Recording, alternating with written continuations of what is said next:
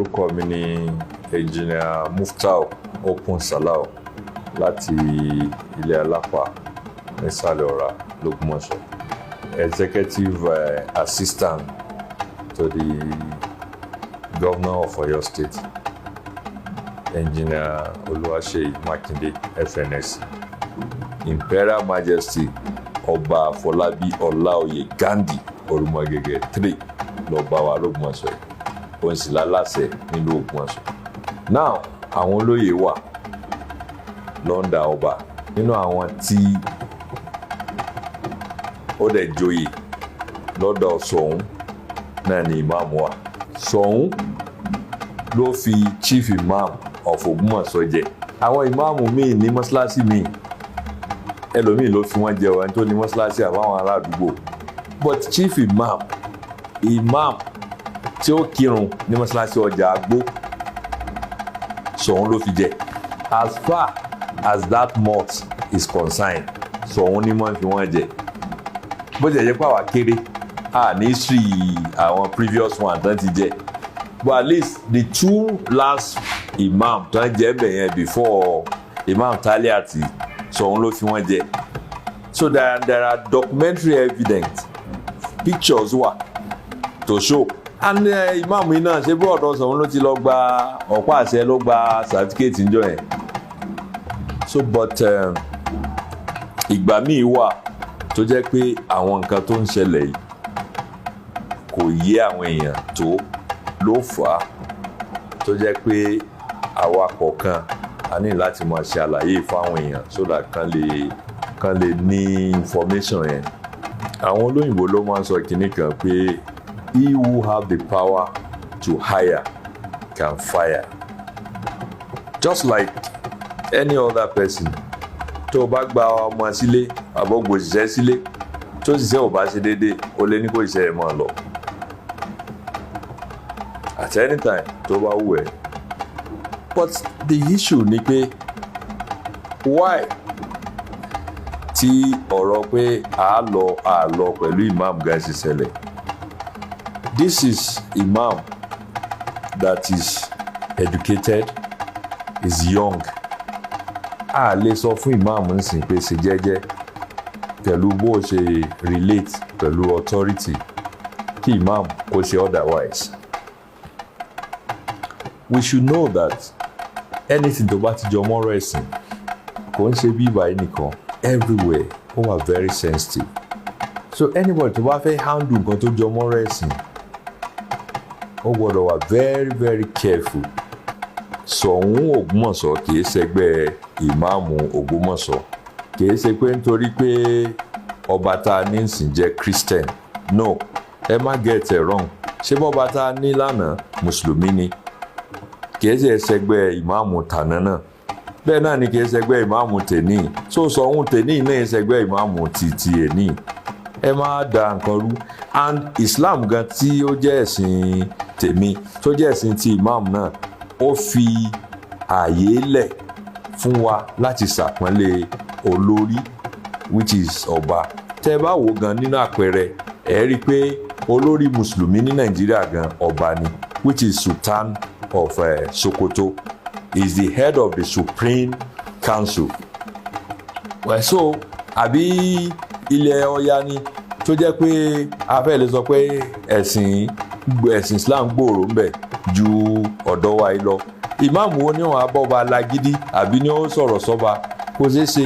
So tí ẹ wá sẹ́nìkan tó mislead ìmáàmù ni kẹ́ni náà ń kọ́ kó fún rẹ̀ ní brain kó má kó bá ìmáàmù kó má ti ìmáàmù ní tìkùtì because opportunity ni fún wa nínú Ògbómọ̀ṣọ́ tá a bá ní ìmáàmù tó jẹ́ ọ̀dọ́ tó young tó dẹ̀ kàwé a lè project Islam, the good side and the good news tí àwọn ẹlòmíì ò mọ̀ a lè express ẹ̀ fáwọn èèyàn. They will know more about Islam, not the crazy way tí nǹkan ṣe ń lọ yìí. It's very sad.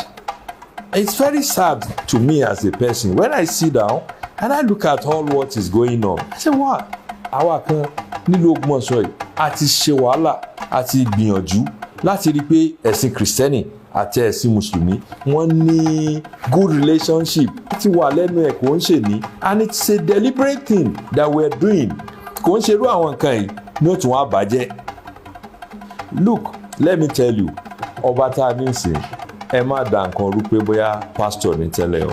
He made it clear nígbà tí wọ́n jọba wípé òun jọba lórí mùsùlùmí, òun jọba lórí kìrìsìtẹ́nì, òun jọba lórí àwọn ẹlẹ́sìn àbáláyé.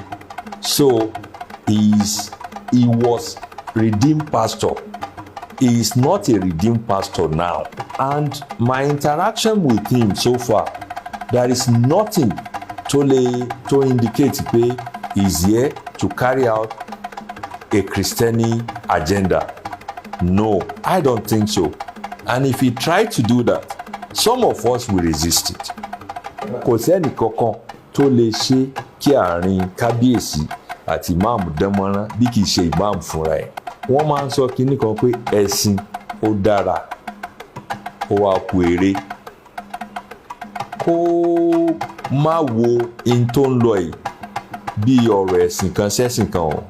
No, ọ̀rọ̀ ìwà lélẹ́yìí. Ìwà which is cardinal points ẹ̀sìn. A lè ṣẹ̀sìn tá a bá níwà. Ìwà wa ó ṣe kókó. Ẹ rí i pé wọ́n máa ń sọ pé ẹ jẹ́ ká mú ìwà mọ́ ẹ̀sìn tá a bá ń ṣe. I don't subscribe to those that felt that the imam is too young. No, imam is not young. At over 40, he's not a young person. Èmi ò mọ̀ bí tí imam yóò ti wà ní mọ́ṣáláṣí bí irú ti ọjọ́ ọba yẹn tí ò wá ní ṣe déédéé àbí àárín òun àti ọba kò wá ní dánmọ́rán kò ṣeé ṣe. It can't. So kálukú kó mọ àárín yẹn bóyá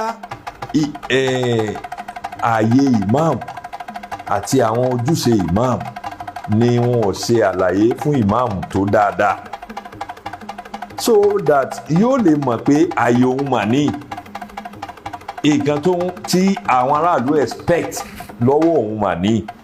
So kò kàn ní dàbí pé èmi náà ni imam èmi ló lórí gbogbo mùsùlùmí because it is true olórí mùsùlùmí in one sense that is to lead us in the prayer. And ká tún mọ́ gbàgbé pé tẹ́ ọba lédè àìyedè pẹ̀lú ẹni tó fẹ́ síwájú yín níbi ìrun ìwọ náà ní tẹ̀lé kó kírun ó kúrò lẹ́yìn rẹ̀. No, ìlànà mùsùlùmí ni ẹ lè jọ máa yan òdì kẹ́ tó ń jọ máa kírun níbi kan náà. So ọba ló ní mọ́ṣáláṣí yẹn, ọba ló yan ìmáàmù tí ó máa kírun bẹ̀ sí. Tí àwọn ojúṣe tó yẹ fún ìmáàmù yẹn ọba ni ó là kalẹ̀. Látẹ̀yìnwá ọ̀pọ̀lọpọ̀ àwọn tó ti jọba nílùú Ògbómọ̀ṣọ́ yìí mùsùlùmí ni wọ́n. So kò jẹ́ kírú àyè yìí kó wà. And èmi ò rò pé ọba yìí tó dé ló ń sọ̀rọ̀ pé wọ́n fẹ́ yọ ìmáàmù àwọn ò yọ ìmáàmù. Ìjà ti wà ńlẹ̀ láàrin àwọn tán ní wọ́n yọ ìmáàmù àbí kán bá wọn yọ ìmáàmù kí ọba yìí tó dé lọ. So kán má dàrú pé bóyá ọ̀rọ̀ ọba yìí pé wá kìrìsìtẹ́nì ni. No, we should not. And again kò sẹ́ni tí wọn ò lè yọ tó jẹ́ kìrìsìtẹ́nì. Tó bá wá dé lọ́jọ́ iwájú tó pẹ́ tá wá ní ọba tó jẹ́ mùsùlùmí tá wá ní ìmáàmù tí ò dáa ṣé wọn ò ní yọ àbí ṣé ò ní sí ètò kalẹ̀ bó ń ṣe yọ. That is the reason why there is always a lay down fún gbogbo ẹni tó bá yàn nípò wọ́n ṣe lè yọ ẹni náà kúrò nípò. Tó bá gbàyàn ṣiṣẹ́ tó fi wá di pé ọwọ́ àfúrá pẹ́ ni ìfẹ́ lé ẹ tó dẹ̀ wọ́ pé ilé ẹjọ́ nìkan ló lè gbà ẹ́ lẹ̀ good and fine. Kí làwọn ìgbésẹ̀ tí imam náà gbé kó tó rí pé ó tó stage yẹn torí gbogbo ibi tó bá tọ̀rọ̀ náà bá já sí ní tó bá yẹn nu jẹ ni. And that's why kí nǹkan tó débì la fi máa ń sọ fáwọn yẹn pé igi gógóró a máa gún ni lójú àti òkèrè ìyẹn tí wọ́n ń wò. Báwo ni relationship yẹn ló ṣe bàjẹ́ dé level pé àgbèrè ẹni lọ sí court. Ṣọ̀ún ló ní Ògbómọ̀ṣọ́. Ṣọ̀ún has no business pẹ̀lú bóyá bí imam ṣe feel láti treat or respond sọ̀rọ̀ or not lọ. And I don't think pípé Ṣọ̀ún tó wà ń bẹ̀ nísìn ló initiate pé wọ́n yọ imam àbúgbọ́n mọ́ yọ imam. That's why I'm saying that pé ìwà ẹnikálukú ni ó determine bó ṣe relate pẹ̀lú ẹ̀. But the League of Imam, ẹ̀yin lẹ mọ̀ pé àkójọpọ̀ àwọn àfáà ni nínú Ògbómọ̀ṣọ́ ẹ̀ tí àwọn náà dẹ̀ ní ìmọ̀ wọ́n dẹ̀ pọ̀ tí wọ́n jọ ń ṣe. Mi ìmọ̀ bí àárín wọn ṣe di tó fi le tó bó ṣe le yìí, but nǹkan tẹ̀mí mọ̀ ni pé níbẹ̀rẹ̀ tí wọ́n bẹ̀rẹ̀ àwọn à ń fa àfáà yìí, mo gbìyànjú láti bá wọn sọ̀rọ̀. Nínú àwọn ọ̀rọ̀ tí mo dẹ̀ bá wọn sọ ni pé imam ni olórí mùsùlùmí lágbègbè yìí, that's the chief imam, not necessarily mean pé imam Taliat àti imam bàbá tó wà ń bẹ̀ tẹ́lẹ̀ ni olórí mùsùlùmí ní àgbègbè. Kò rọrùn fúnjọba láti fẹ́ dì pẹ̀lú àwọn mùsùlùmí nílùú kan kó ní òun fẹ́ dì pẹ̀lú chief àwọn mùsùlùmí o kó wá ní òun lọ́dọ̀ chief imam lọ́tọ̀ òun lọ́dọ̀ League of Imam lọ́tọ̀, kò ṣeé ṣe. ẹ̀ ń láti wà under one single umbrella ni. But maybe imam náà ò manage utterances ẹ̀ tó pẹ̀lú wọn, because some people cannot tolerate certain utterances. Ẹlòmíì ò respond, like some of us can ignore. A lè gbọ́ nǹkan nísìnyí kó jáde ṣe bí ìpá àgbọ̀ ká wò ó, kò ń ṣe nígbà míì kò ń ṣe péyàn gọ̀. Àwọn League of Imam several times wọ́n ti approach mi, wọ́n kọ lẹ́tà, wọ́n dẹ̀ rán yàn láti rí i pé lórí ọ̀rọ̀ yìí, but nǹkan tí mo try láti sọ fún wọn náà ni pé imam ìlú ló lórí àwọn mùsùlùmí tó wà ń bẹ̀. Ṣùgbọ́n tá a bá ń try láti sọ yẹn fún imam, tí imam bá tún ṣe otherwise, ẹ mọ̀ pé kò sí kẹta lè ṣe. Just like mo ṣe bẹ̀rẹ̀, èmi personally èmi ti bá imam sọ̀rọ̀ lẹ́ẹ̀mẹ́ta. Ìpè ṣé bí imam ni ẹ, ó ti jẹ́ imam náà náà. Imam kan ni wọ́n ní l'Ógbómọ̀ṣọ́ as chief imam at one time. Ó dẹ̀ ti jẹ́ tán, wá ṣe sùúrù pẹ̀lú àwọn tí ẹjọ́ ń ṣe iṣẹ́ àfáà yìí. You have to tolerate and carry them along. Look, bàbá imam ni wà tàná, bàbá àṣàfà tí wọ́n lọ. Mo ní bàbá tí wọ́n bá dòde, bàbá ó jókòó ni as the chief imam. Ọ̀tọ̀ lẹ́ni tí ó à ń kọ program, ọ̀tọ̀ lẹ́ni tí ó ṣe wáàsí, Mufasiru kọ́ lọ fọ̀rùn kí àwọn ni wọ́n ṣe wáàsí. Ọ̀tọ̀ lẹ́ni tí ó gba bóyá wọ́n fẹ́ gba owó àbí nǹkan kan ni. Ẹ̀yin ò ní dé sí as chief imam kẹ́lẹ́ fẹ́ ṣe gbogbo ẹ̀, because when ìgbà tó ń bẹ̀rẹ̀ gbogbo kìíní ó tì mí lára gan. Mo kàn fẹ́ educate or enlighten àwọn èèyàn dáadáa. Ṣé rí nǹkan tó ń ṣẹlẹ̀ yìí kò ń ṣe tuntun. Mo dẹ̀ fẹ́ kí àwọn ọ̀dọ́ àti àwọn míì tí wọ́n ń tẹ̀lé different faction yìí kàn ṣe sùúrù, kàn mọ history in tó ń ṣẹlẹ̀ àti pé kí ni implication ẹ̀, so that kàn wá overreact. Islam ó yàtọ̀ sí Christianity, and one of the unification àjọṣepọ̀ tó wà nù Islam òun ló fà á tírú kan báyìí fi ṣẹlẹ̀. Tẹ́ bá wo mọ́ṣáláṣí wa ní ọjà ọba yẹn, ọjà àgbo sọ̀rì tí ó yẹ pé bẹ́ẹ̀ mo ti ń kírun, ẹ rí i pé irú àwọn mọ́ṣáláṣí báyẹn ó wà káàkiri inú gbogbo ilẹ̀ Yorùbá. A sì máa ń wà ní agbègbè ààfin ló máa ń wà, ní gbogbo ilẹ̀ Yorùbá ló máa ń wà. Tẹ́ bá take note, nǹkan tó mean ni pé àwọn ọba yẹn náà ni mọ́ṣáláṣí yẹn, bí àwọn náà kọ́ ni o àbáwọn náà fi àyè lẹ̀ pé ẹ wá máa lo inú ilẹ̀ mi kẹ́ fi máa ṣe ẹ̀sìn tẹ́ǹsìn. Now ló jẹ́ kí mọ́ṣáláṣí yẹn ó jẹ́ mọ́ṣáláṣí ọba. Ṣé pé irú bẹ́ẹ̀ ní sọ mọ́ṣáláṣí ọjà àgbò là ń pè nìbàdàn a sọ pé mọ́ṣáláṣí ọjà ọba bóyá lóṣogbo náà mọ́ṣáláṣí ọjà ọba náà ní so ó common now kò sírù yẹn nínú Christianity torí àwọn ìfẹ́ dàrú wọn fẹ́ máa fi wéra wọn pé ǹjẹ́ ọba lè lọ sọ pé kí no these are two different things ọlá closeness Islam pẹ̀lú institution yẹn ló fà á tí wọ́n fi establish àwọn mosques yẹn káàkiri wáyé ẹ̀nà ọba ló administer lórí mọ́ṣáláṣí wọn yẹn òun ló yan chief imam síbẹ̀ now chief imam tí ó bá wá kírun bẹ́ẹ̀ ó gbọ́dọ̀ ní good relationship pẹ̀lú ọba tó bá ṣe pé ọba ló fẹ́ corrupt chief imam ṣe bí gbogbo wa ò rí ìgbà yẹn á lè dìde pé ọba ò ní ba ẹ̀sìn wa jẹ́ kó sí nǹkan tó kọ kábíyèsí náà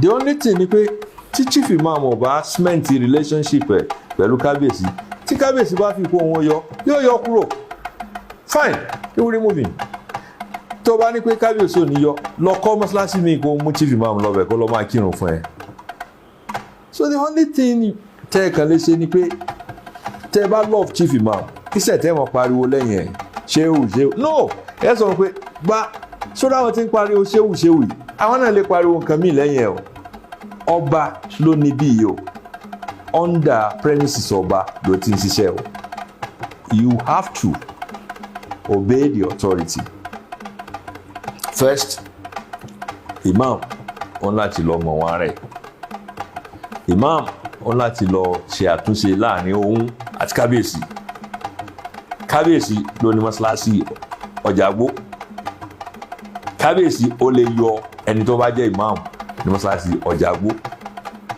ẹnikẹ́ni tó bá ti yàn sípò ètò ti wà bọ́n ṣe lè yọ àwọn league of imam àti afa kí wọ́n jọ kí wọ́n wọ́nà kí wọ́n ṣe parí difference èdè àìyedè tó wà ní àárín wọn bí a ṣe ń sọ yẹn imam tó jẹ́ gẹ́gẹ́ bí olórí náà láti ní ètò àbí àmúmọ́ra àti lè fa ìmọ́ra àmójúkúrò kìí ṣe gbogbo ohun tí ojú bá rí náà lẹ́nu sọ and kò dẹ̀ sí nǹkan tó ṣàǹfààní fún ìyànjú tíyàn bá lè dákẹ́ lọ ní ọ̀pọ̀lọpọ̀ ọgbà gbàládùá pé ìlú wa ò ní bàjẹ́ Islam náà ò ní bàjẹ́ ọlọ́run wọlá oṣù táwa ẹ̀ yóò ṣe déédéé fún gbogbo wa orúkọ mi ni engineer Muftau Okun Salau babalájé tògbómọ̀ṣọ́ jíwá àdínní ìpínlẹ̀ Ọ̀yọ́ waziri Jari Nupe